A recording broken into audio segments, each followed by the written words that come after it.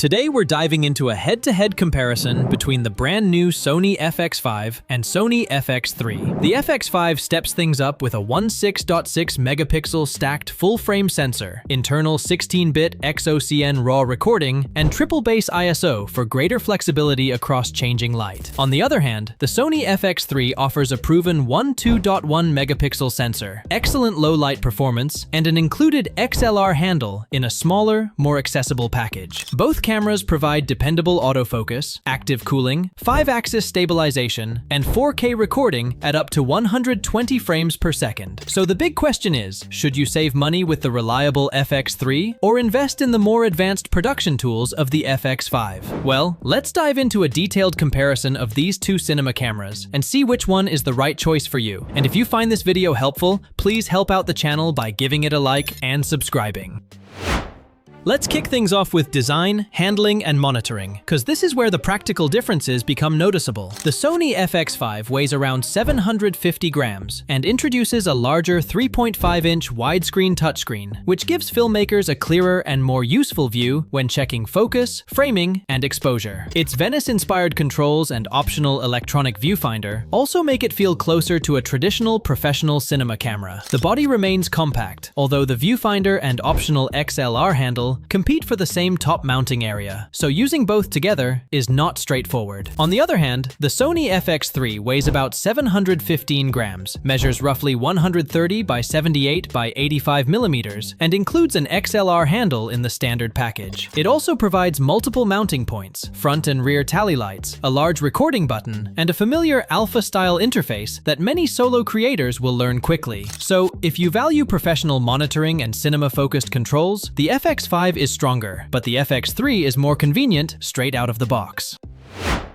Moving on to sensor performance, image quality, and low-light shooting, the Sony FX5 uses a 16.6 megapixel full-frame stacked Exmor RS sensor that can capture 5K footage with more detail for cropping, stabilizing, or reframing during editing. The stacked design also reads information faster, which can reduce the stretched or leaning appearance known as rolling shutter when the camera or subject moves quickly. Internal 16-bit XOCN RAW recording gives editors much greater control over exposure, white balance, shadows, highlights, and color without relying on an external recorder. The FX5 also offers base ISO settings of 800, 4000, and 12800, so filmmakers have a useful middle option when 800 is too dark and 12800 is unnecessarily bright. On the other hand, the Sony FX3 uses a proven 12.1 megapixel backside illuminated sensor with base ISO settings of 800 and 12800. Delivering exceptionally clean 4K footage in dark venues and nighttime environments. That means if you prioritize maximum grading flexibility and resolution, choose the FX5, but the FX3 remains excellent for dependable low-light 4K production.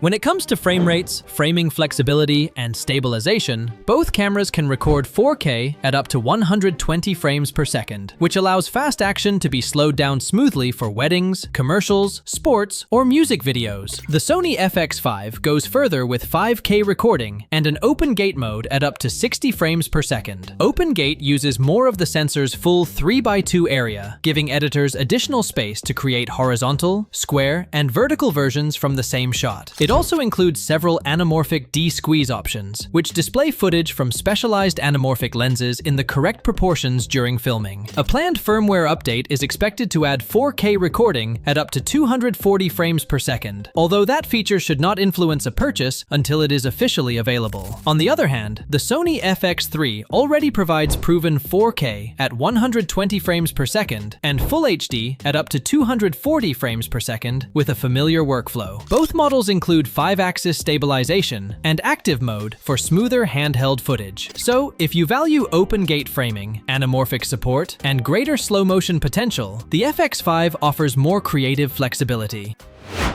Moving on to autofocus, audio, recording formats, and connectivity, the Sony FX5 uses the newer Bionz XR2 processor with an integrated artificial intelligence processing unit. This helps the camera recognize and track subjects more accurately, which is especially useful for interviews, documentaries, gimbal work, and solo productions. It also includes professional monitoring tools such as waveform displays, vector scopes, false color, and a cinema-style status screen, making exposure and color easier to judge on set. Internal XOCN RAW options provide extensive editing flexibility with more manageable file sizes than traditional uncompressed RAW. The optional XLR handle can support 32-bit float audio at up to 96 kHz, which provides extra protection when voices suddenly become louder or quieter. On the other hand, the Sony FX3 offers a reliable 627-point fast hybrid autofocus system, internal 10-bit 4:2:2 recording, external 16-bit RAW through full-size HDMI, and an included XLR handle with up to 4-channel 24-bit audio. So, if you value internal RAW, advanced monitoring, timecode, Ethernet, and stronger remote production tools, the FX5 provides the more complete professional workflow.